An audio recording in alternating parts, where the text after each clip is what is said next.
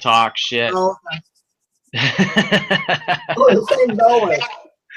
My eyes all swelled up with an allergy. I'm sure of it. And you need a patch, an eye I feel patch. like crap. Yeah.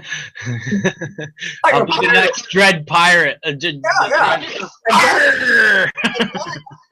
If you could throw an accent in there, you with an eye patch, you would actually look pretty piratical. Arr, yar. So I found something underneath my toolbox last night, which was kind of funny. Okay. That's a set of Z-scale Bettendorf trucks with one wheel left. Out of all four wheels, I only have one wheel left. Z scale. Yes, and here's the deck. You know, I remember looking at Z scale and going, "That's pretty damn remarkable." The Hell yeah. That's pretty damn remarkable. You're right. Like, the only thing that's different from this in an HO scale car is that the coupler is on the truck, like the old Tyco models. yeah. But that's it. It's the same. It's got the brake cylinder here. I had to do the brake lines. This was years ago. Actually, it was this.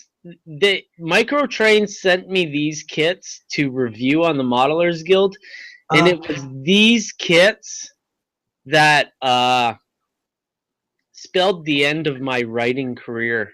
I wasn't a very good writer, but these kits destroyed the rest of what I couldn't do in the beginning. Maybe you should have got a partner like your wife or somebody that could write. I've been trying for years and years and years and years and years to get people involved with the Modelers Guild, and the traffic keeps on going up and up and up, and I get advertisers, but it's always just a one-man show. The only way I ever get people to write articles for the website is to give them kits. And in 2012, I had 3 people outright steal kits from me, and it was like $200. I rent my house. I've got a jalopy car. How the hell are people stealing hundreds of dollars off of me? Well, you know, you get to the point where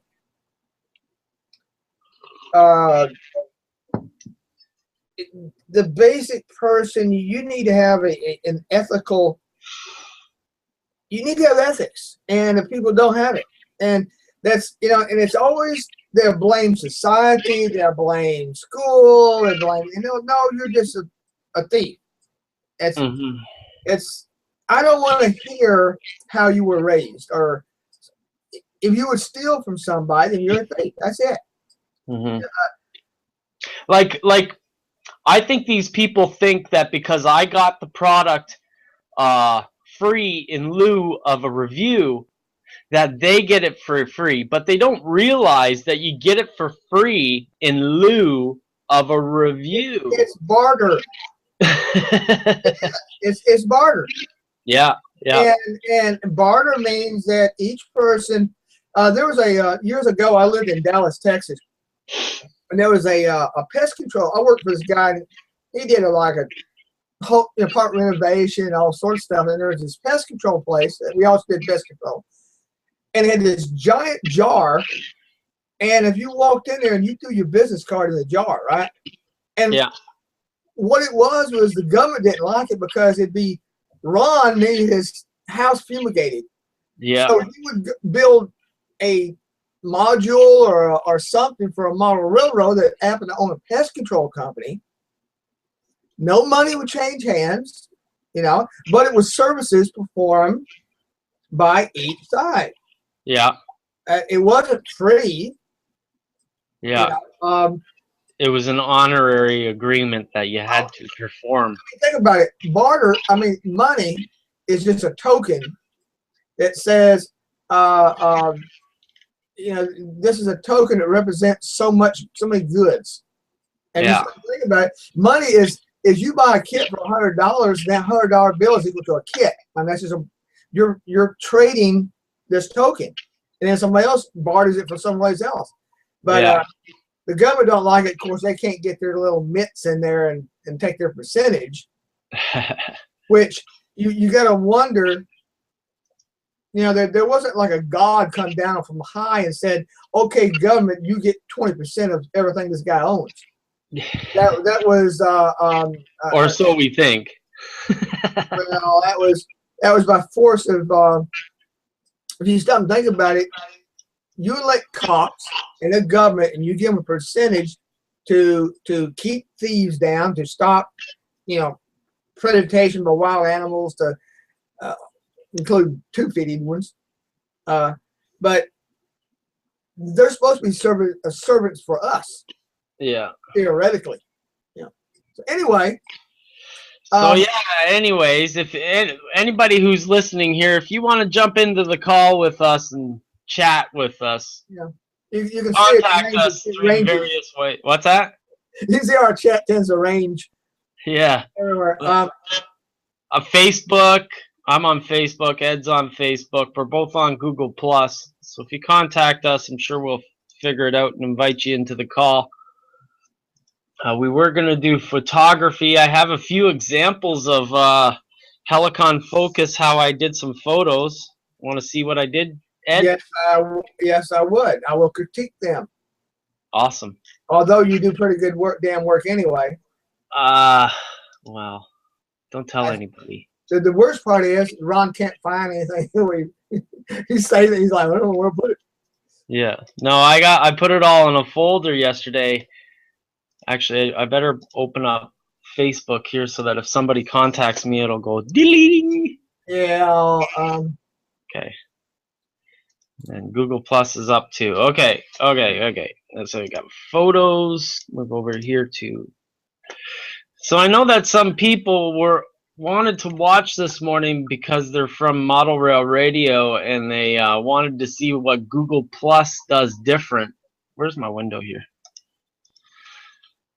What this so here's the thing that Google Plus does different.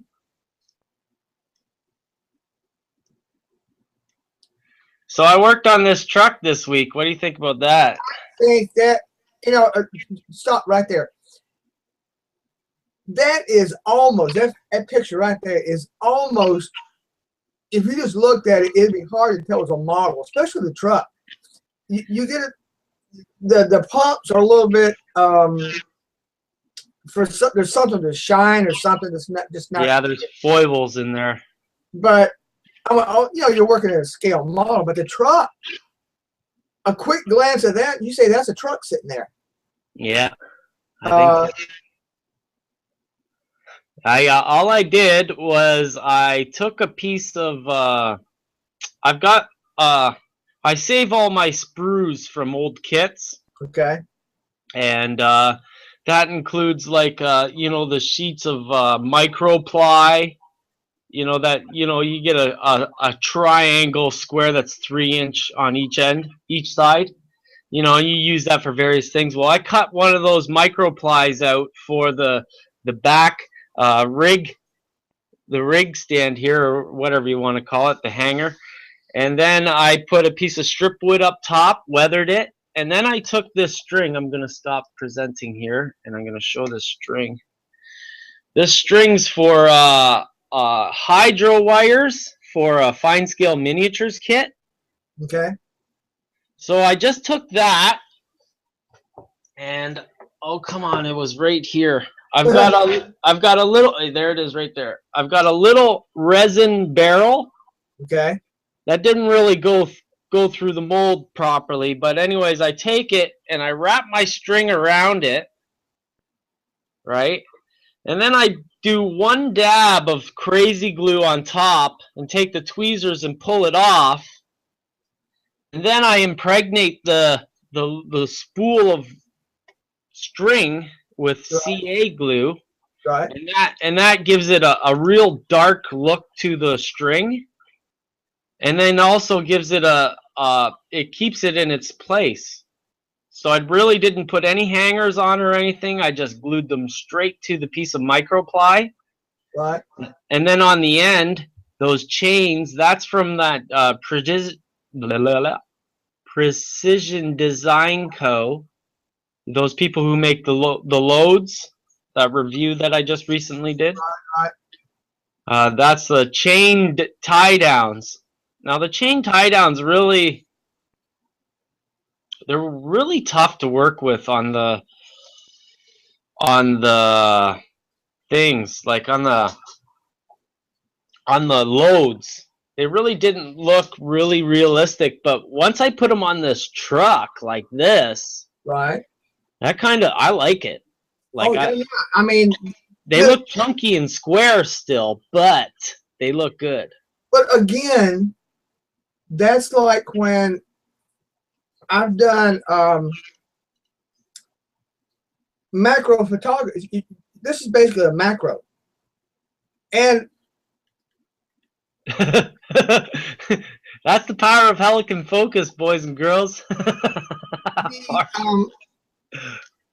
Well, while you're talking, I'm gonna bring a picture up myself. Yeah, because we're using a macro photography to zoom in, and people go, "Well, that looks rough," and you're like, "Dude, it's sitting on a penny." I mean, yeah. Are you so? I don't want to insult people, right? Well, you just can't help it though. They might find me and beat me up. But sometimes people just drive me crazy with you're zoomed in, so Lincoln's nose takes half the screen. How can you, in all conscience, make a statement that it looks rough? It's like, are you an idiot? Yeah. You're just photographing amoebas here. Come on. Are you really that stupid? Or are you just trying to start trouble? It's just a single cell organism. We should be getting. Yeah, it's like that amoeba has rough edges. It needs to be smooth.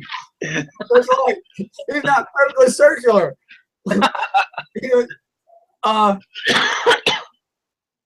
It's like.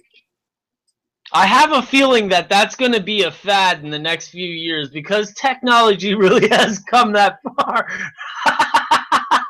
Photographing single-celled organisms. Well, we're talking about robots that can self-contained laser that would fit in your bloodstream. Yeah. And that they can basically fill you, nanotech, and they'll fill you full, and they run like a cancer or something, and they burn it up. Yeah. I mean, it is possible theoretically because they're doing cellular level 3D printing, and it's just every time you turn the news on, they've made another advance. Yeah. Some of it is, still really theoretical, but what's theory today is tomorrow is truth. Yeah. It's so true because Star Trek in every way, except for the holodeck. Star Trek in every day has come to the only reason we don't have these products is because people don't want, like, there's all that the feedback from the public, privacy, this, and technology's moving too fast, and Europe's gonna kill, Google's gonna shut the door on Europe, and they're gonna look like a bunch of fools. You look at Spain, and they started saying, what did Spain do with Google? Their news. The news. Google aggregates news and puts it on its Google News channel. Well, Spain said you're going to have to pay for each post to put on in Spain from Google. Well, it just so happens that people in Spain speak Spanish, and people who put out Spanish news are Spanish news companies. And when Google shut the door, all those people lost everything. all those Spanish companies lost 75 to 90% of all their traffic. Well, here's the deal. What you get into is these corporations and other things are run by lawyers, and people think they know everything. So ridiculous. Let me share something here. Now I think I showed this before, but this is Oscar. These axles are 73 thousandths diameter. Okay. Which is, by the way, what half the size of a pencil? Huh? Half the size of a pencil? A little bit larger, or 10 thousandths larger than 1/16. Okay. Okay. A 16th is 63 thousandths. Oh, okay. Here's the thing. Why would Mattel, that's who made these back in 1978, they made the car. It's models a year, and they vary like Mattel does or did. The scale varies with the box because but this is 1/47, which is close enough to 1/48 that don't mean nothing, right? Right. What gets me is this. This is not millimeters or inches. It's a number 49 drill. Why the hell would you use a weird? Is it just like you had a big stack of steel rod and you said let's use this for axles? Usually. It's like what the hell? Anyway, look at this. This is look at the detail on that. And this is enhanced with a wash. I used a MIG a brown wash. Oh yeah, you use their oil washes? I love those. Yeah, I got the oil wash. I got the black wash and the brown wash. Here, I got one right here. This? Yep, right there, the brown wash. And that's exactly what I used around. You let puddle. I love this stuff. Yeah, I got the black also. It's expensive, but I love this stuff. Yeah, but it'll last unless you knock it over. It lasts a while. Hell yeah! I've had it since 2010, I think. These bottles, I only replaced the black. Here's the black right there, and I'm almost done this one too. Well, the thing is, look at that. What it does, I couldn't get it exactly painted right here. I mean, come on, that's small, right? Yeah, but that's just you just grab a bunch of paint and try to pull off as much as you can. These little circles are 1.1 millimeter in diameter. Oh wow! Yeah, that's the smallest fud of a print. Now, if you look, where's it says? I just want to reiterate for the people from the Model Railroad show that we're sharing photographs in this visual media. Yeah. Yes. Okay, look at this. There is that wheel and tire sitting on a penny. Yeah. This is pretty rough, Ed. This is FUD. They're frosted ultra detail. They actually got one that has half or about 55% of the layer height. This is printed at 29 microns, which is 0.0029 millimeters. A micron, Really? There's 1,000 microns in a millimeter. They have a frosted extreme detail that are 16 microns, so it's like even more better than this. But that stuff's pretty cool. But you can, here's the macro. Here's the problem with macro photography. I zoom in. I say, well, I didn't paint here. I didn't paint there. I didn't paint. Well, come on, guys. That's a penny. I'm trying to sit there and like. So what it ended up with, young gents is, let's see, I gotta remember what I called it. Oh, here it is. This is mounted on the vehicle, and I think I used 22 photos to stack.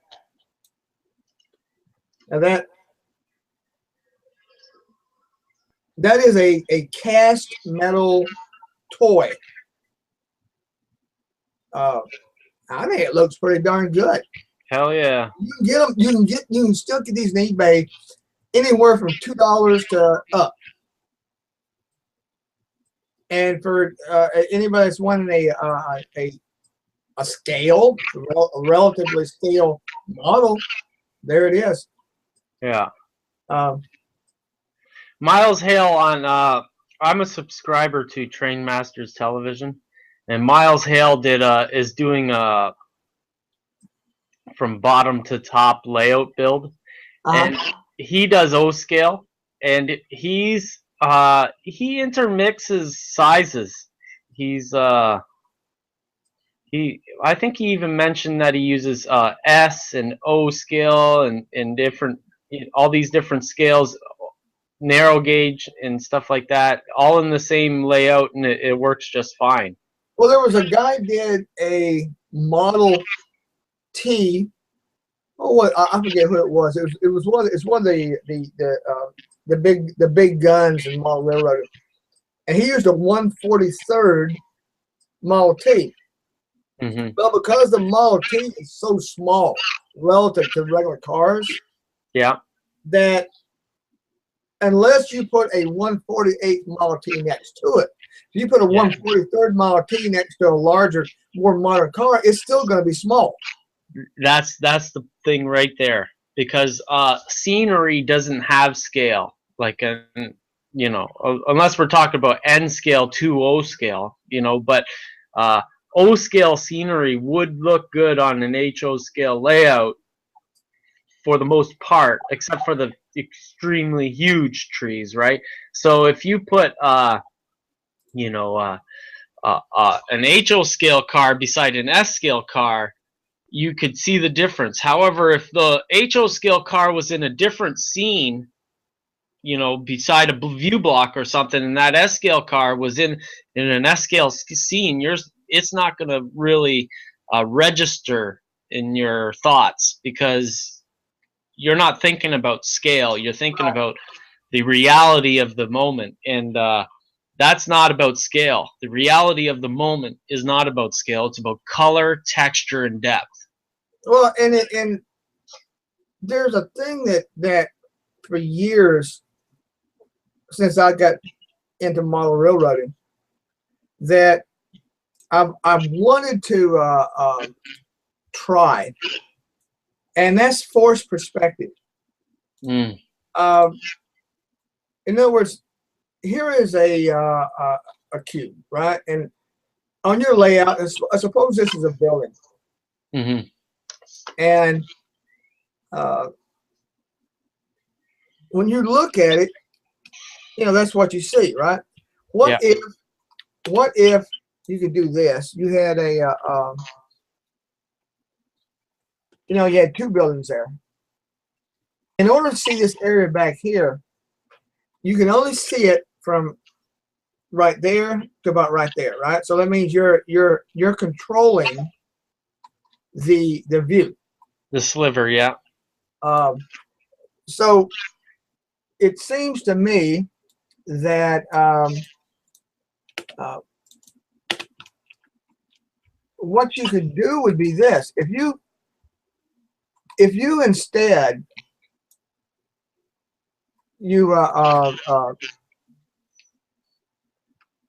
let's see, if you controlled the this, which is your camber, or well, I'm just trying to say the you're opening it up so that you can view more through the back end. And I'm not trying to get it exactly, but what I'm saying is, if you controlled, you had a view block on both sides, right? Yeah. So you could sit there and let's see, make group, scale. Okay, something like that. Suppose you had something like this. The building actually tapers down. But if you block this side and you block this side, so the only person you can see is just when the guy walks in front of the building. Mm-hmm. There's no way to tell that that's an angle down. Mm-hmm. So you can sit there and even from the helicopter view, you really can't. yeah, but what I'm saying is if you would use this so that this area right here would be where it would be the controlled view. In other words, there'd be something in the way here, so you can't see that the roof angles down. A tree, another building, or something like this. So you're looking into one place in the layout. You can put a S-scale vehicle back here, Mm-hmm. but you would have your textures and stuff would run down to the same vanishing point. Mm. Because see, what you're really doing is you're in real life. This is what's happening. Is that's a vanishing point. See that the way perspective works is to there to there. So that is a vanishing point that you're looking at right there. If you just color it so you can see it. I mean, but when you're with a controlled C, you're just seeing that, Mm-hmm. and there's no way for you to tell because you're controlling everything else. So the idea would be you could, in this amount of space, you'd actually look like it was this long. So you could sit there and depend on, if you stop thinking about it, if you measure, whatever the distance is, right? So we're getting the effects of a mirror through making this trapezoid. Really, like a mirror extends the building in an unrealistic way that looks realistic, and this kind of is the same thing. Well, there's a have you ever seen a fun house where there's a room, you look through the window, and a guy or a person starts at one side and he walks the other side of the room, and all of a sudden he gets a giant, right? What that is in actuality is the room is it's like it's shaped like this, okay? Yeah. But it's got tile. It's got tile that does something like this, right? Yeah. And and so that, but you got a forced view. So this wall looks parallel. This wall looks parallel. So I didn't draw it exactly correct. So and the floor actually, this part of the floor here is higher than this part. It actually slopes up. But from that, because you're looking through a window, right? Like well, damn it. You're looking through a window.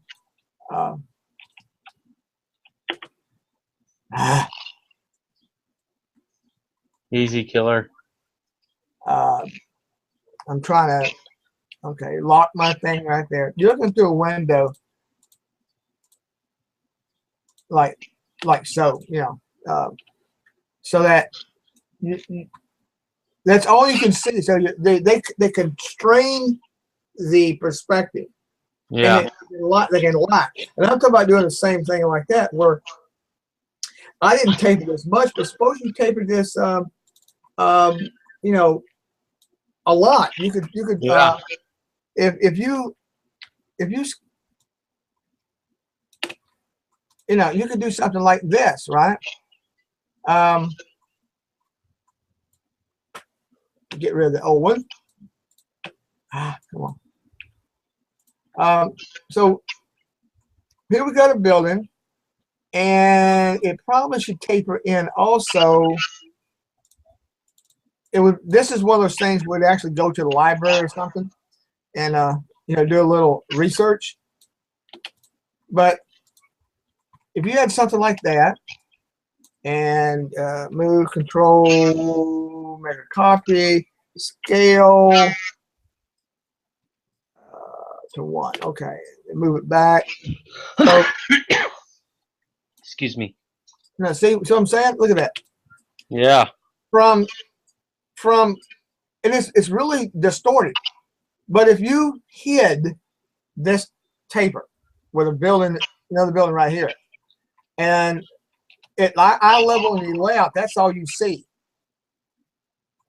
Then you can put an HO scale and O scale front, or whatever the you'd have to look at the difference in height. This is so at 6 inches high there, and just from the little example I just drew real quick, that's 2 5/8. So this would work. This would work if the valance came down to the roof area. Well, again, you would have to work within the you would have to constrain the view. Yeah, but if you brought down the valance to the very top of the building, right, you wouldn't have to hide the top of the building because it wouldn't be in the view any longer.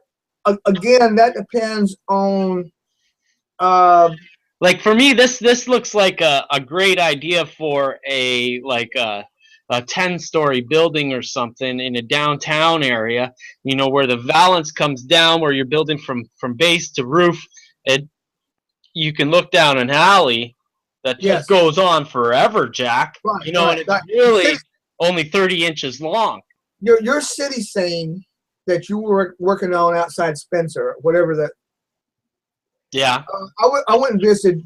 Anybody who watches this, I was visiting Ron. You're the only one in the world who's seen it real life. How I relate where it was outside Spencer, where the roundhouse is and all that. By the way, Ron and I managed to walk through the wrong place and end up in the illegal section of the. And we never got in trouble for that, which is something that we did. I am amazed by. Like rail fans are somewhat. They're real interested in telling everybody what the rules are, and well, we were in the roundhouse kind of way. We went to the back door and ended up in the where the transfer table is supposed to be. Yeah, we were doing research, but that's the what's it, Northwestern? Is that? I always end up forgetting who it is. It's where they had the heritage units. Yeah. Anyway, that's the point is that the layout, the was it how far from the floor was the track?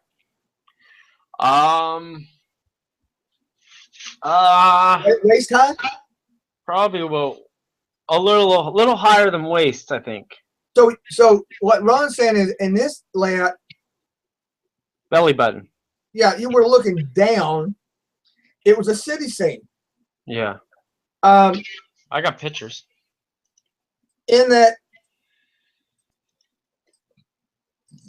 what I'm talking about here would be a little bit more difficult because you need a 10-story building in order to hide the top of the buildings.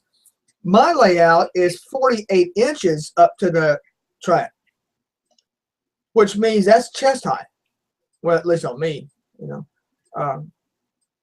and yeah.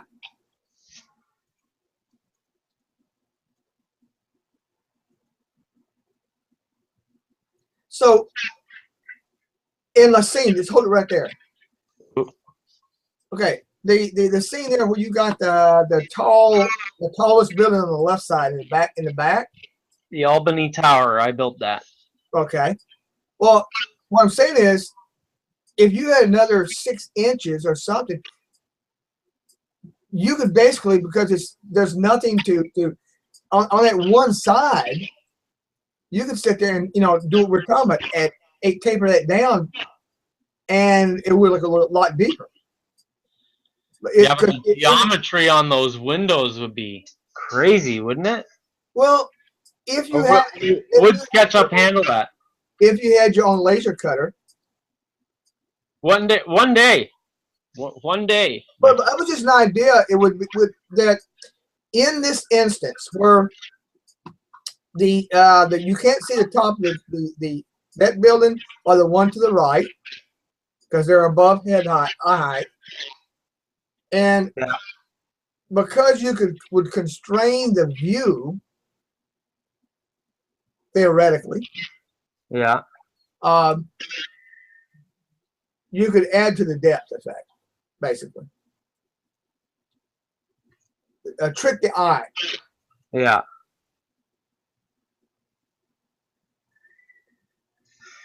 In this photo, you can see the cabinet that this part of the layout's in. You see the cabinet up above?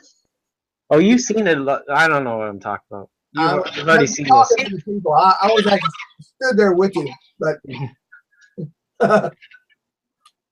yeah, this is a pretty amazing city scene. That was what the garage looked like before I started. That's what that whole area looked like before I started. You need a before and after picture from the same angle.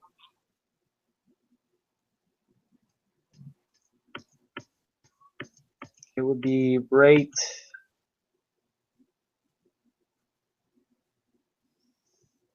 Ah, you're right. I don't have that picture.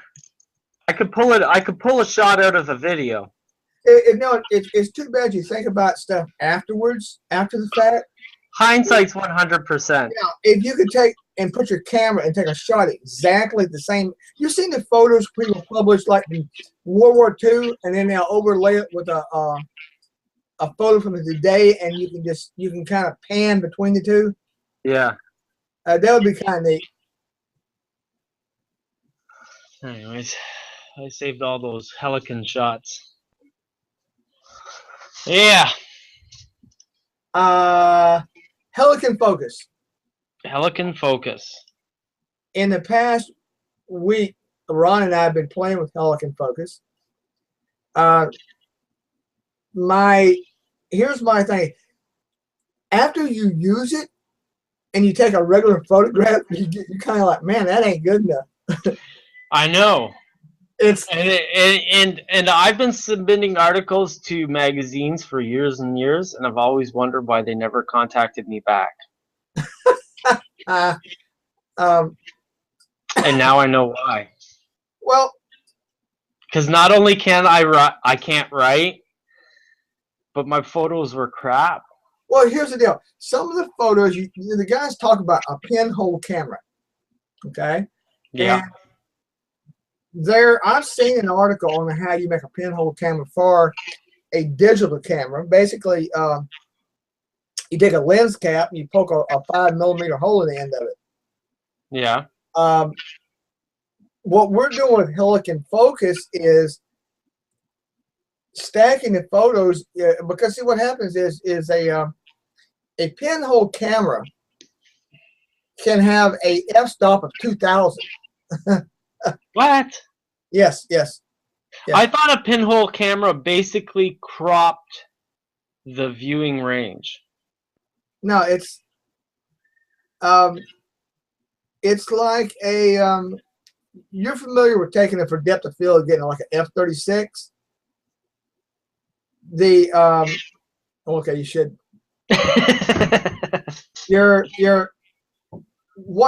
Basically what it is this. Your f-stop, your f numbers are opposite to the size of the opening. The aperture is like the pupil in your eye. Okay. Yeah. If you walk outside, you're going to have pinprick pupils, or if you come inside and it's really dark, you either walked inside and it's dark, or you're on drugs. But your pupils get really big. Yeah. And that's the aperture has opened up. That has a low f-stop, so that would have like a f1.4 or something if you're inside. If you go outside, it's like f/36. So the smaller your number, the larger the aperture. Like yes. F1 is as big as it can go, or F0.1. And then F30 would be real small. Some of remember the old cameras in the old days when they had the flash and the 10 type and all that, they could go down to f1 or f0.5 or something. Holy smokes! And that would be for concert photo. Well, you've seen the Sharpie photos with the glass plate negatives? Yeah. Some of this had, the reason they're so clear is they had they didn't have an aperture. Well, no, some of them had lenses. I mean, I don't know the details, but that you get in this thing where it's a 10-second. It's like a minute or two exposure on those. Yeah, that was depending on the 10 type process. Here's a good explanation. I was watching this thing the other day, and what the guy said was this: suppose you're going to take a photograph of Ron, right? I don't want all the garbage that's behind, not garbage, but all the junk that's behind Ron in a photograph. So I put like a f 2.8, let's say, and I focus on him. If I go to f 1.4 or f 1.2, his nose is going to be in focus, but his ears will be out of focus because it has the depth of field is so small, but it's going to be very sharp. Yeah. So now I go to say a 2.8. Now his ears, his face is in focus, but his background is out of focus. And that's called bokeh. I've learned. Oh, well, okay. That is what you would want. Now here's a problem. Human beings tend to move. You do this thing called breathing, okay? So, well, unless you're a corpse, in order to make this picture and not blur when Ron blinks or moves, something like that, you got to do two things. You got to lower your you got to increase your shutter speed, okay, at your whatever f-stop you've chosen. He's in focus, your background's out of focus, but it blurs because he's breathing, and it's like Ron stopped breathing, he won't stop. So you bump your shutter speed up until the shutter speed is fast enough that he's sharp, okay? But the picture is too dark. What do? You increase your ISO, which is the sensitivity of the film. That's how they interrelate. Yeah, ISO is like gamma. Like on computer screens, you have a gamma that will brighten up dark spots in a video game. So for ISO, if you want to get an extra bit of light out of those shadows, you got to adjust your ISO. But I never adjust ISO. I leave it at auto. Well, because but I got to learn how to use ISO, because the problem I've run into is that under my studio lighting, my camera on the auto ISO setting will make my photos dark. Okay, then you need to. Here's the thing. It's dark because the to a low ISO. The sensitivity is too high. The lower the number in ISO, the more the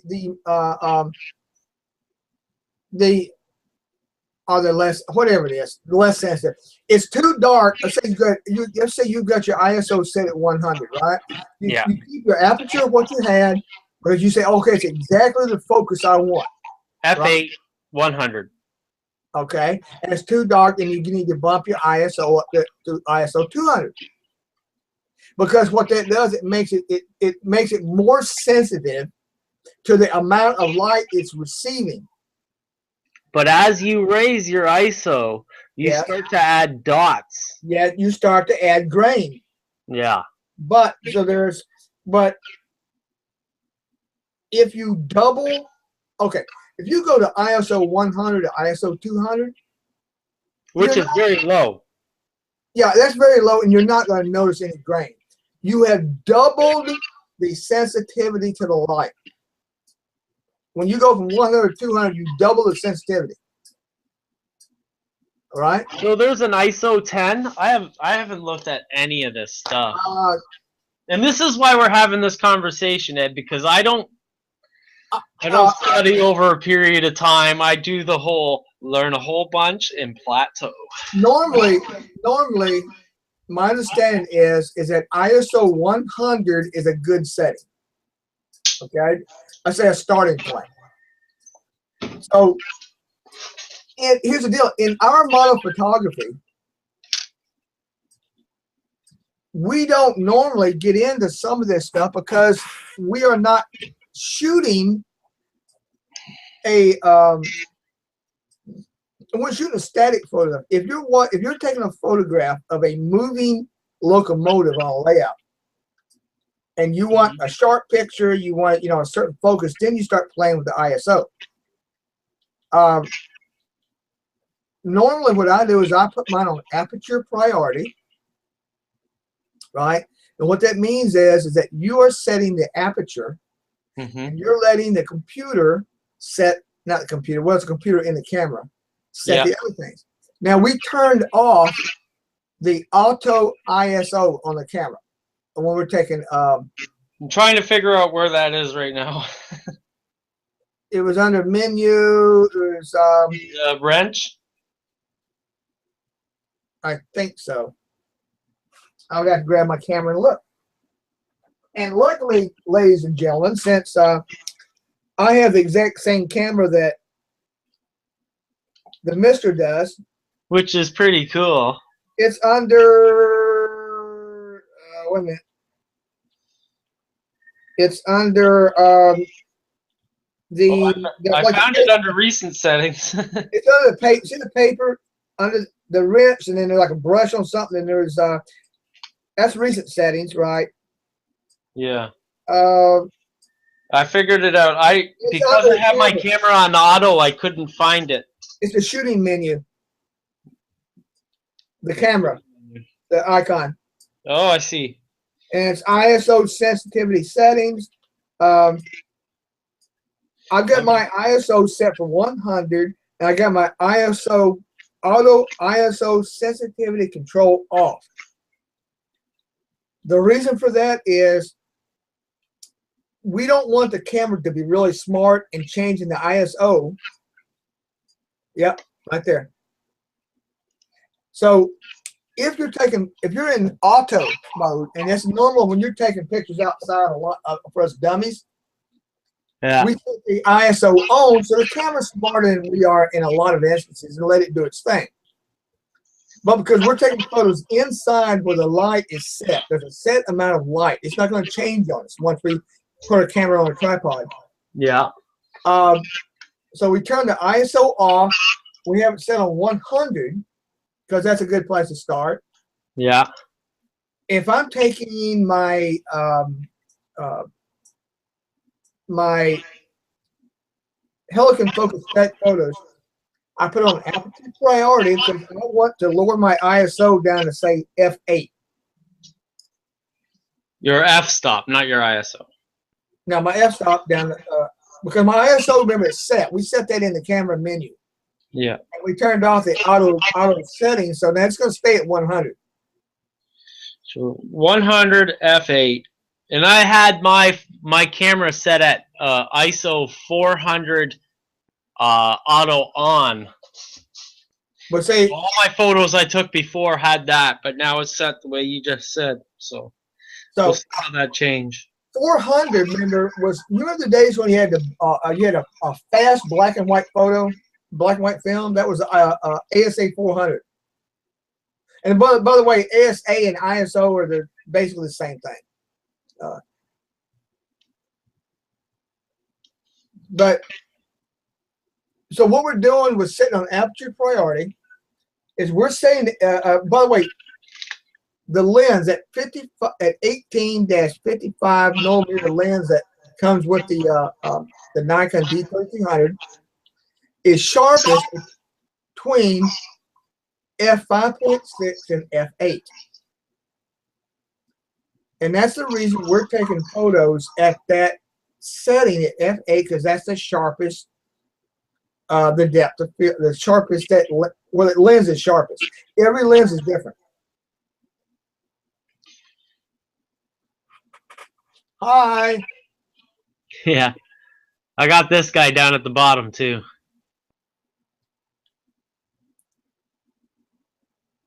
So I'm going to retake this photo, not today because it's windy outside. Right. I'm going to retake this photo with those settings.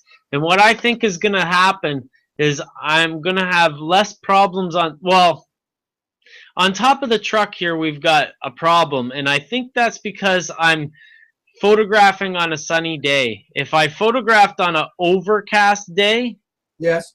that problem wouldn't be there. And I would have a lot more control over the tone of the scenery.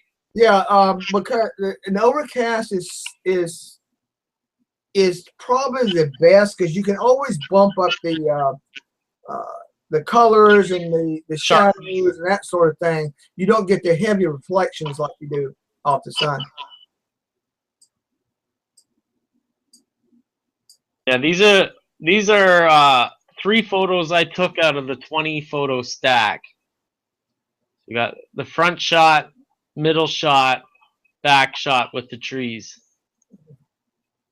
The same with this. We got the front shot, the middle shot, and the back shot with the trees. And there's the full shot. It just works so good that, as I said, you don't want to go back to using the old. Yeah, like how can you do this with other photos? Like, finally found a pixel. Yeah. The hardest part I have found with this is simply that Ron's and my camera is not the. It is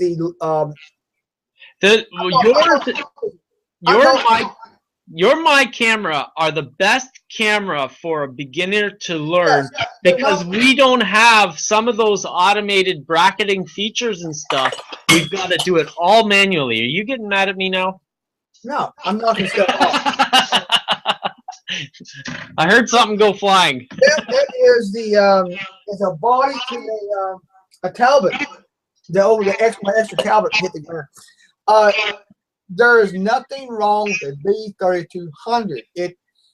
It's like buying a 350Z and you would rather have a Ferrari, but you can't afford the Ferrari, so you buy a pretty good car. Okay. Well, the thing is it's got a 24 pixel CMOS sensor in it. Well, that's that's huge. Even the high-end Nikons are 24 pixels.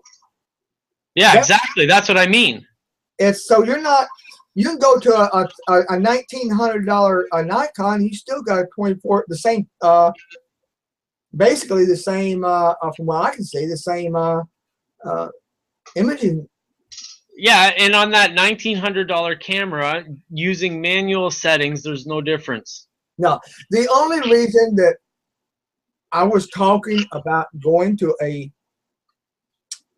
higher end camera, and not that big a jump, not no $2,000 camera, a couple $100 more, is, as Ron said, there's they start throwing in the little additional things you buy the next model up. They're throwing stuff like our cameras will take like we can take like 3.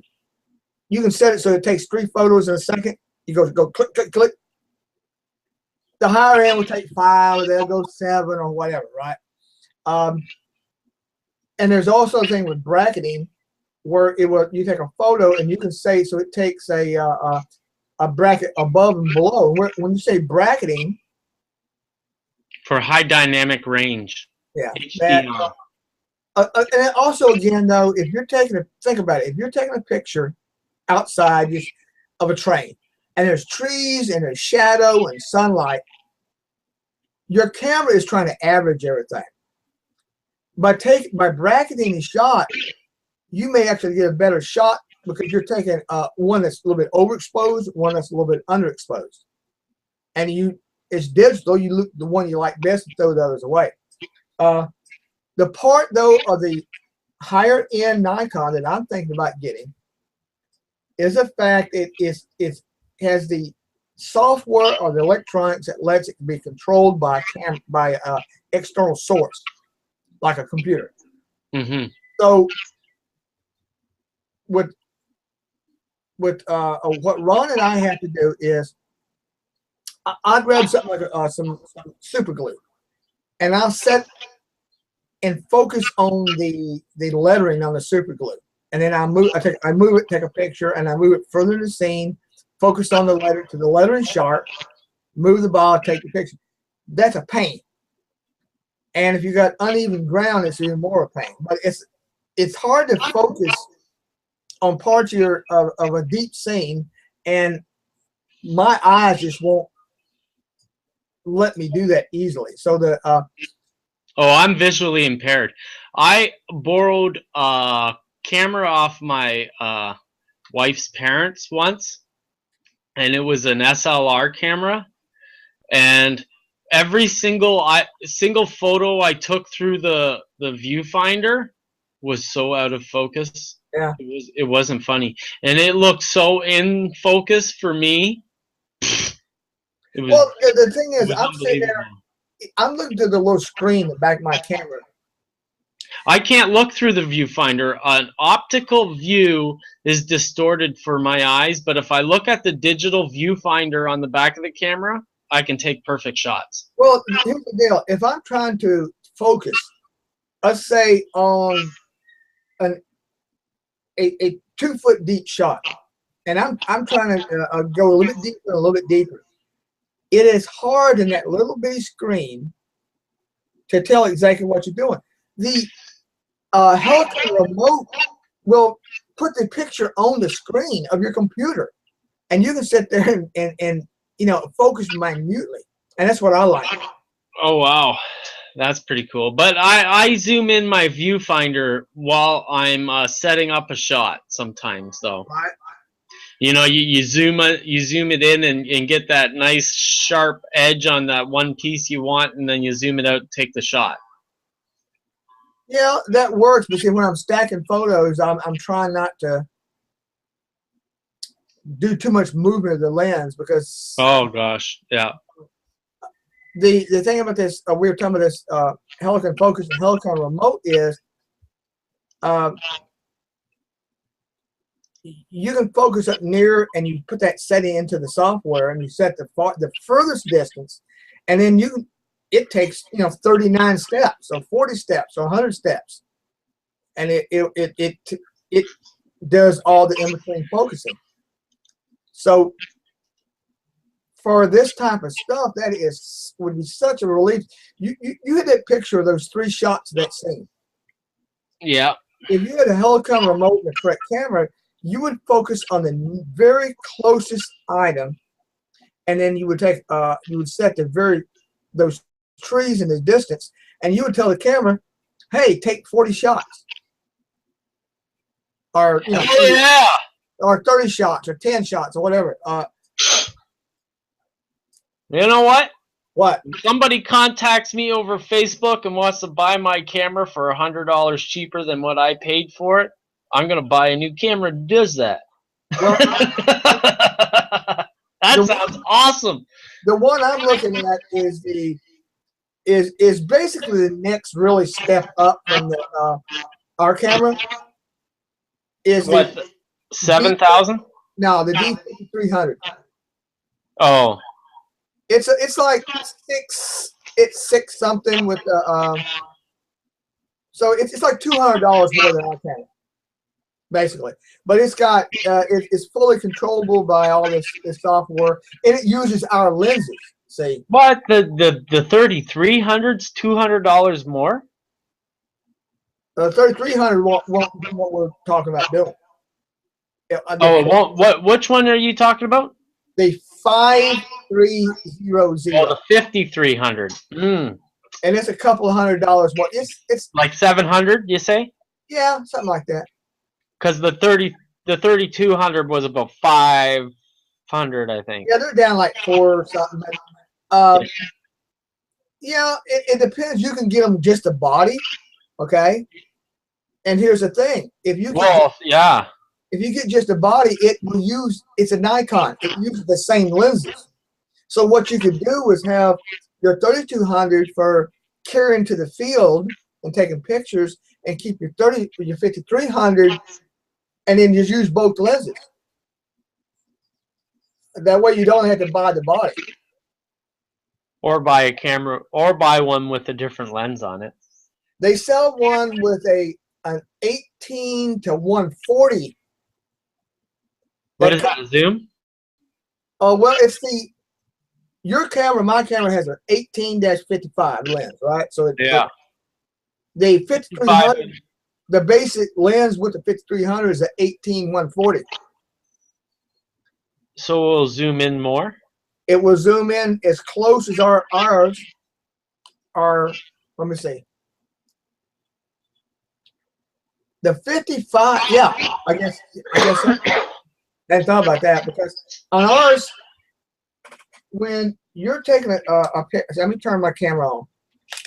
If I'm going to take a picture of something, and yeah, 55 zoom, it's a telephoto, because 18 is as far back as you can get. That's as small as the picture gets. You crank it to the right, and your camera zooms in. That's 55 millimeter. So yeah, the 18-55 means that the 18 is like your camera. Just when you got cranked all the way to the left. Yeah. That's as far back as you can get, but you can get in almost 3 times closer. So it's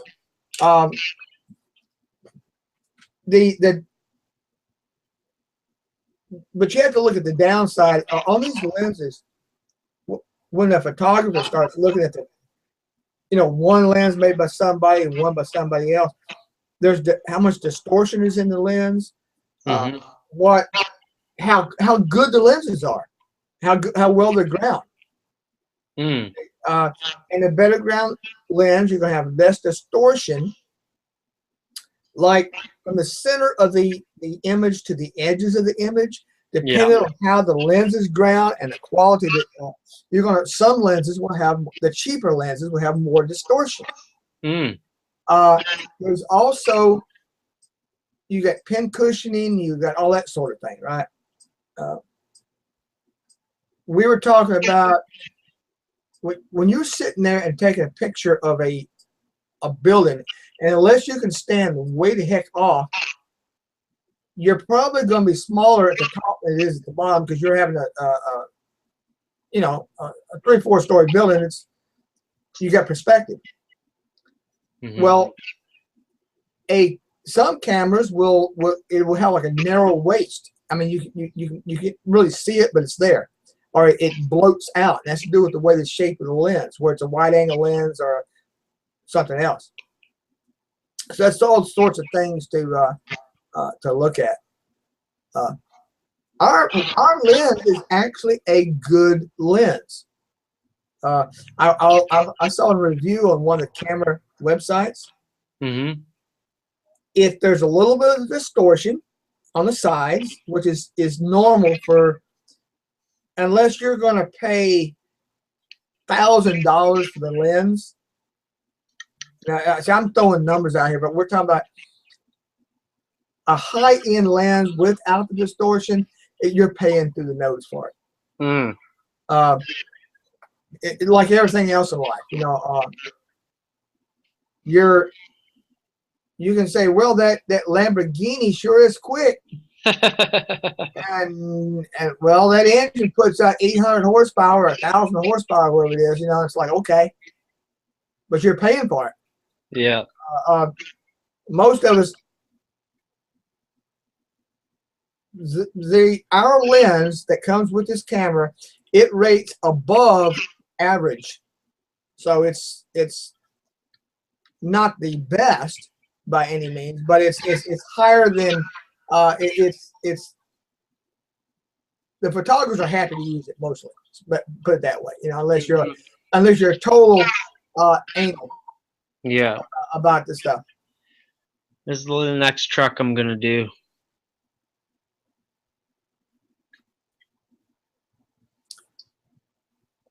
See, right there shows us the next toy I would like to invent. I get. I love that.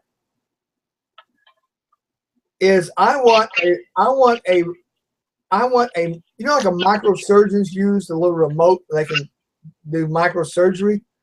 I want a micro something that I can like paint and go in there and have like a little robot with a telephoto lens or a microscope. Oh yeah. You design your stuff up in SketchUp. You compile it. You send it to the robots, and they go. Well, not so much that. What I was thinking was, you know, when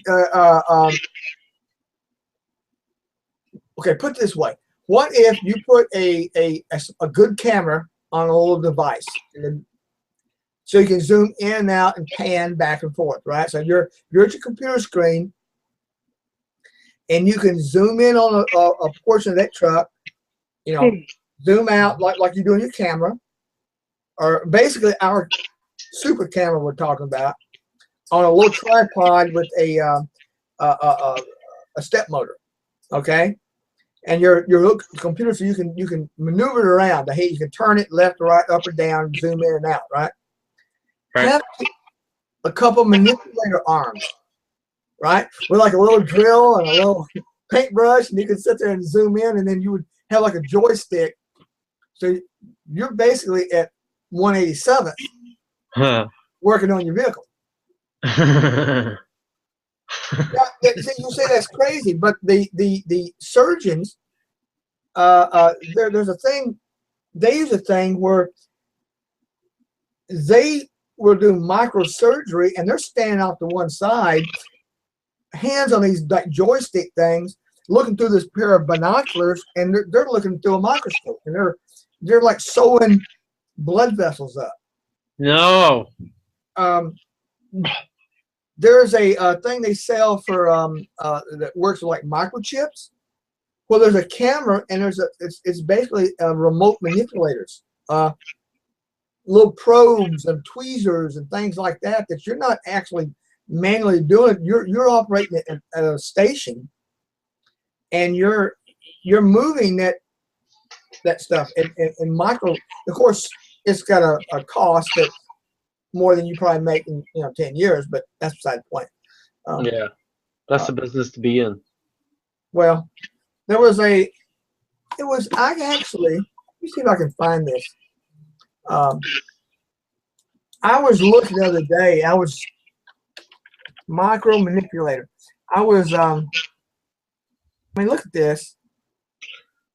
Well, I can get to the page. Single cell. What? Single cell handling gene. The hell did that say? What's that? Single cell handling. The hell? I mean, I love this stuff. You can get a hold of some of this stuff.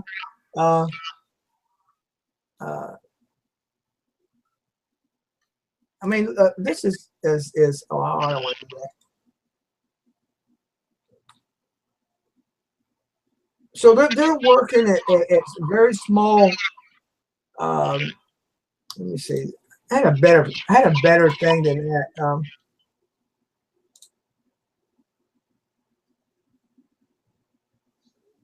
I mean, these are they're called micro. I mean, look at this. When you load how, I don't know what it is, but it looks cool. I mean, look at them. Think about what modeling you can do with this. Yeah, no doubt. I mean, look at this. This is here's an analytical probe station. Oh, this is where they're like fertilizing eggs and stuff. And they got like the egg manipulator, the egg homing pipette, inverted microscope, DNA injection needle. Oh, there you go, right there. That's holy smokes. Ed, I think we got to wrap this up because I'm not feeling the best anymore. Oh. Oh. Well, that's what you get when you let your wife beat you up. Yeah. Yeah. Nice big shiner. So no, it's an allergy. Whenever she picks I up, actually think it's a spider bite, but well, your head does look like it's that big, nasty, swollen thing on top of your neck. my head. Anyways, I'll talk to you later, Ed, and I'll send you this video later. Okay, I got the other one. I'm actually trying to work on the other. Every time I start to do something, something else happens. Welcome to my world. Yeah. Have a good day, buddy. All right. Talk to you later.